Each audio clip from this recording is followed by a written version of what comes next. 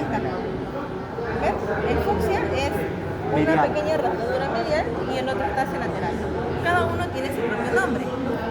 El medial viene a ser la hendidura, ¿cierto? Y el lateral viene a ser el agujero, ¿cierto? ¿Para qué nos sirve? Medial, hendidura. Hendidura y laterales agujeros. Claro, vendrían a ser hendidura y agujero etmoidal anterior. ¿Para qué nos sirve? La hendidura, inserción de dura madre, y el agujero para el paso de las arterias y nervios etmoidales anteriores.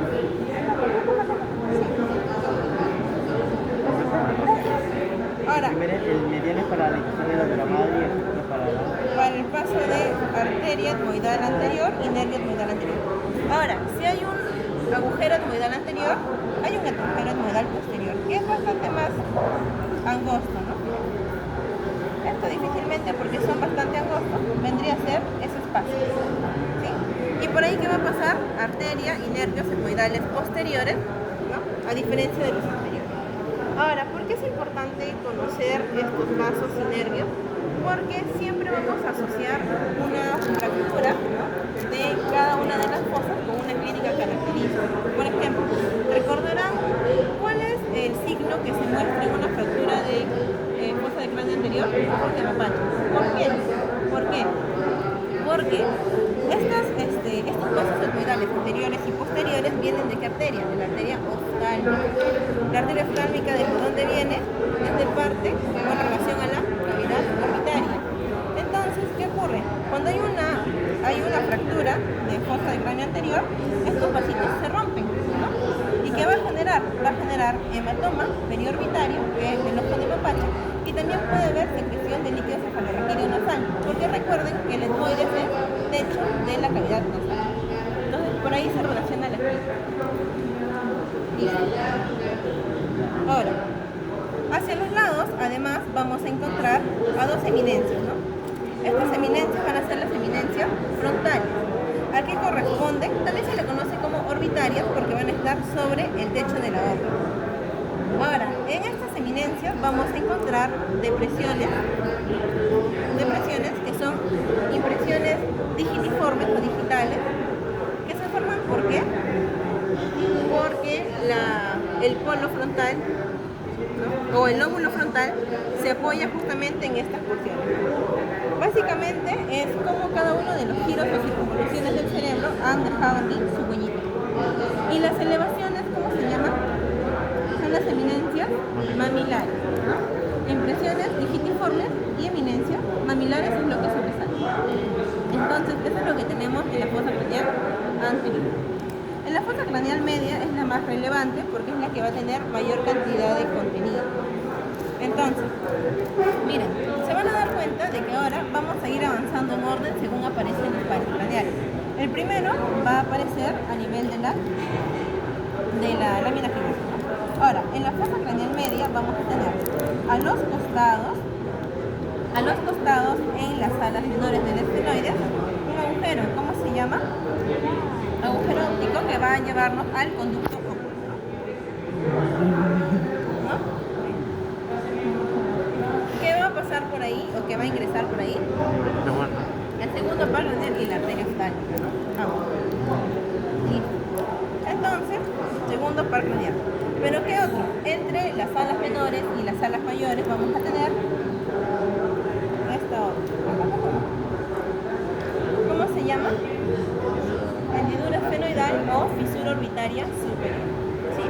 ¿Qué va a pasar por este espacio? Sí. Entonces, no se vayan a confundir como tal el conducto óptico. Vamos a ver que es bastante redondeado. En cambio, la fisura orbitaria superior es más bien como una mariposa, ¿no? Como la mitad de una mariposa, más como un boomerang. Entonces, de esa manera se puede explicar. Les digo porque no se vayan a confundir cuando luego ponen el estilete o algo para señalarlo, ¿no? Esta es la fisura orbitaria superior.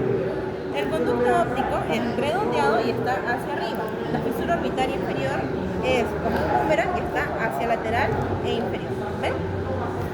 Entonces, para que se pueda ubicar. Hacia arriba, conducto óptico, y la fisura orbitaria superior va a estar lateral e inferior. ¿Qué pasa por acá? Como mencionamos, sería tercero, cuarto, quinto, uno y sexto, ¿no? Ajá, pero el quinto sería solamente su primera función, que sería función táctil. Luego, ¿qué vamos a tener? Luego veremos aquí algunos agujeros. Tenemos al agujero redondo, también le dicen redondo mayor. Actualmente solo redondo. Por este, ¿qué va a pasar? El quinto 2, ¿cierto? El quinto 2. Por el agujero oval, ¿qué va a pasar? El quinto 3. Nos vamos a ir en orden, ¿no? Quinto 2, quinto 3. El quinto 3. Agujero oval. Aquí está como foramen oval, ¿no? Está en orden. Tenemos al quinto 3. Quinto 2 y quinto 3. El quinto 2 es la rama maxilar y el quinto 3 es la rama mandibular. Y por último aquí tenemos el agujero espinoso. También le conocen como redondo venoso. Entonces, ¿por qué se le conoce como agujero espinoso? Porque justo esa porción en la que estamos viendo se le conoce como la espina del esfenoide. Entonces, por eso se le llama agujero espinoso. ¿Qué va a pasar por este espacio? La arteria meningia media y el nervio meningio recurrente, ¿ya? Entonces, ambos. También va a ser parte de la fosa craneal media, pues, ¿qué cosa? La glándula pituitaria, ¿no? Bueno, la silla turca que va a albergar a esta glándula. Esta silla turca va a estar delimitado hacia anterior con las apófisis clinoides anteriores, apófisis clinoides posteriores, y a veces, ocasionalmente, tendremos algunas apófisis clinoides medias que son variables, pero las pueden encontrar. Listo. Entonces, eso responde a la fosa craneal media. Para nosotros ahora separar la fosa craneal media de la fosa craneal posterior, veremos, o vamos a tomar como referencia estas estructuras. ¿Cómo se llama? La porción petrosa o peñasco del temporal, ¿no? Todo esto. ¿Aquí? ¿Ya? Porción petrosa o peñasco del temporal. ¿Qué forma tiene? Forma de pirámide. Su base, aquí está adherido al temporal, ¿no? A la concha. Y el vértice va a confluir ¿con qué? Con el cuerpo del esfenoide. Entonces, vértice, base, y también tiene caras. Cara anterior, cara posterior y una cara inferior. Anterior, posterior y cara inferior. Este sería el borde superior de la porción petrosa. Borde superior de la porción petrosa.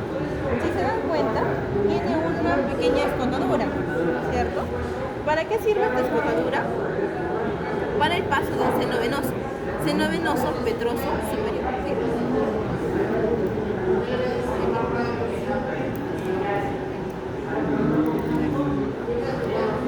¿Sí? Y si son superiores porque hay un inferior, ¿no? Que son los de acá, delante.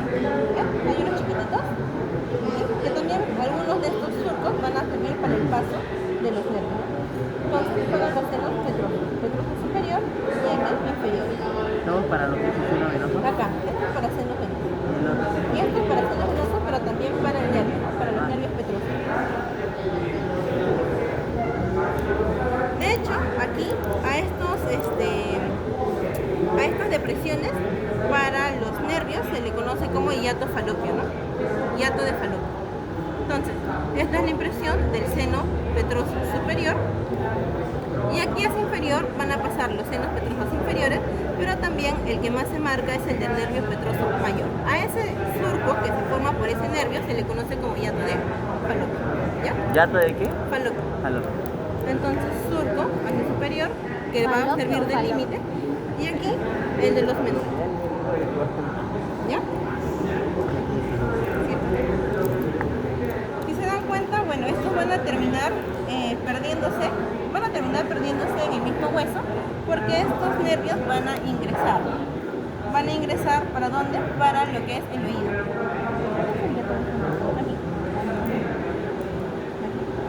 Listo. Entonces, con esto vamos a tener parte del límite entre fosa craneal media y fosa craneal posterior. ¿Qué nos falta? Esta porción, que viene a ser como el espaldar de la silla turca, se conoce como el dorso.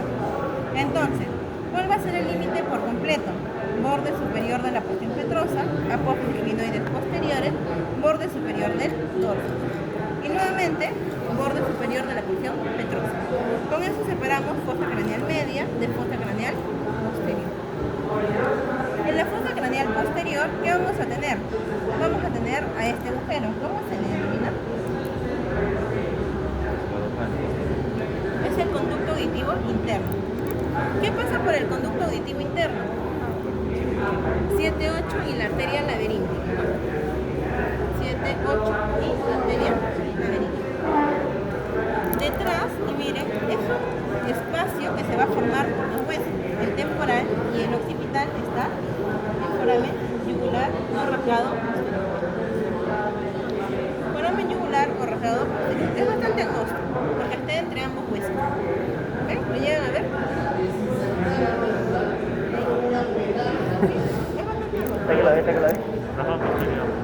El rasgado posterior o foramen yugular. Actualmente foramen yugular. Foramen yugular. Foramen yugular. Rasgado posterior es un nombre antiguo. Foramen yugular.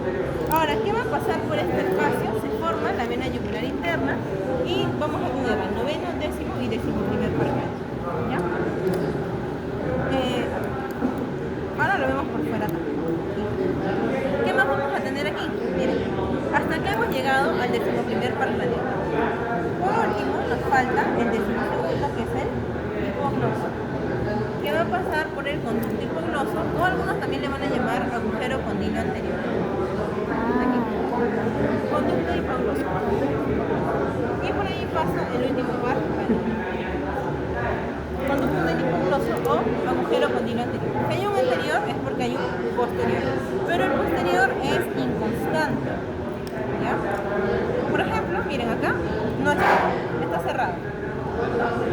Aquí el agujero condilio posterior no existe, está cerrado. ¿Qué pasa usualmente por este agujero condilio posterior? Venas emisarias nuevamente. ¿Sí? Está cerrado, acá no tiene. ¿Qué más vamos a encontrar en la fosa craneal posterior? Vamos a encontrar que se divide en cuatro, como un cuadrante, ¿no? Entonces vamos a tener primero en la línea media la cresta occipital. Así como hay una cresta occipital externa, esta sería la cresta occipital interna. Acá el equivalente a las líneas nucleares va a ser esta depresión, que viene a ser la impresión del seno venoso transverso. Derecho e izquierdo. Derecho e izquierdo.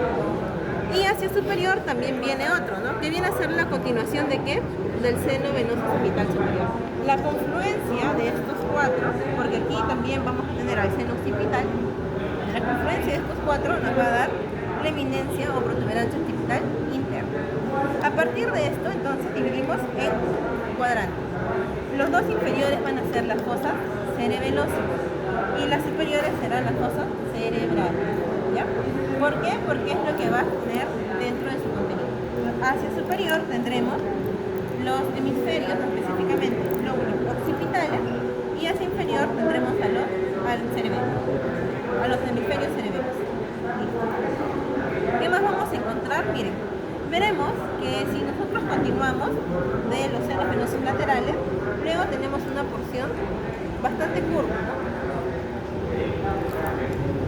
¿Ven? Aquí. ¿Ven? Bastante curvo aquí. Ya. Esta continuación viene a ser el seno venoso sigmoideo, ¿no? Recuerden que para formar la vena yugular interna vamos a tener una confluencia de senos, siendo el principal el seno venoso sigmoideo, el cual, bueno, la vena yugular interna va a ser principalmente la continuación de este seno más la confluencia de otros senos venosos más pequeñitos como el pterigoideo y otros que van a llegar, por ejemplo, el seno cavernoso. Listo. Entonces, una última que nos falta mencionar es que si hay un agujero o foramen rasgado posterior, hay un anterior, ¿cierto? ¿Cuál es? Es este de acá. ¿Dónde lo vamos a encontrar? También en relación al vértice de la porción petrosa. ¿Por qué quizá no se menciona tanto? Porque aquí hay cierto debate respecto a lo que pasa o no pasa por esta estructura, ¿ya? Foramen rasgado o foramen rasgado anterior. Actualmente se le conoce por su nombre foramen a seco, pero antiguamente foramen rasgado anterior.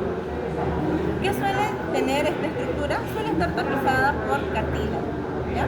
Entonces para algunos no pasa nada y para otros este cartílago es atravesado por los vasos y nervios pequeñitos que están en confluencia, lo que serían los pterioides. Entonces es lugar de debate y como tal no es atravesado por estructuras macroscópicas. Y como podemos observar también se ve por la cara externa.